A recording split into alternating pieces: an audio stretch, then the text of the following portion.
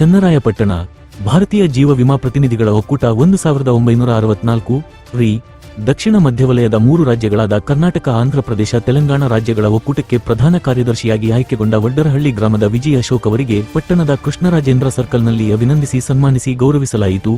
ಚನ್ನರಾಯಪಟ್ಟಣ ತಾಲೂಕು ಶಾಖೆಯ ಜೀವ ವಿಮಾ ಪ್ರತಿನಿಧಿಗಳ ಒಕ್ಕೂಟದ ವತಿಯಿಂದ ಕೆಆರ್ ಸರ್ಕಲ್ನಲ್ಲಿ ಪಟಾಕಿ ಸಿಡಿಸಿ ಸಿಹಿ ವಿತರಣೆ ಮಾಡಿದರು.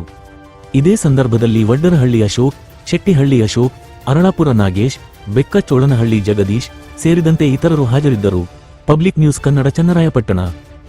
ಜೀವ ವಿಮಾ ಪ್ರತಿನಿಧಿಗಳ ಒಕ್ಕೂಟ ಏನಿದೆ, ನಮ್ಮ ರಾಷ್ಟ್ರೀಯ ನಾಯಕರುಗಳ ಮತ್ತು ಸೌತ್ ಸೆಂಟ್ರಲ್ ಝೋನ್ನ ಎಲ್ಲ ನಾಯಕರುಗಳ ಒಂದು ಅಭಿಲಾಷೆಯಂತೆ ನಾನು ಈಗ ಚನ್ನರಾಯಪಟ್ಟಣ ಶಾಖೆಯಲ್ಲಿ ಪ್ರಪ್ರಥಮವಾಗಿ ಅಧ್ಯಕ್ಷನಾಗಿ ಕೆಲಸವನ್ನು ಮಾಡಿ ನನ್ನ ಕಾರ್ಯವೈಖರಿಯನ್ನು ನೋಡಿ ಮೈಸೂರು ವಿಭಾಗದಲ್ಲಿ 3 ಬಾರಿ ಅವಿರೋಧವಾಗಿ ನನ್ನ ಅಧ್ಯಕ್ಷನಾಗಿ ಆಯ್ಕೆ ಮಾಡಿದರು. ಹಾಗೆ ಆ 10 ವರ್ಷಗಳ ಕಾಲ ಸುದೀರ್ಘವಾಗಿ ಅಧ್ಯಕ್ಷತೆಯನ್ನು ನಿಭಾಯಿಸಿ ಅಲ್ಲಿಯ ಒಂದು ಕಾರ್ಯವೈಖರಿನ ನೋಡಿ ಆಲ್ ಇಂಡಿಯಾ ಲೀಡರ್ ಮತ್ತು ಝೋನಲ್ ಲೀಡರ್ಸ್ಗಳು ನಿಮ್ಮ ಸೇವೆ ವಲಯ ಮಟ್ಟಕ್ಕೆ ನಮಗೆ ಅವಶ್ಯಕತೆ ಇದೆ, ನೀವು ಸೌತ್ ಸೆಂಟ್ರಲ್ ಝೋನ್ನ ಒಂದು ಪದಾಧಿಕಾರಿಯಾಗಿ ಕಾರ್ಯನಿರ್ವಹಿಸಬೇಕು ಅಂತ ಅವರು ಕೇಳ್ಕೊಂಡ್ರು.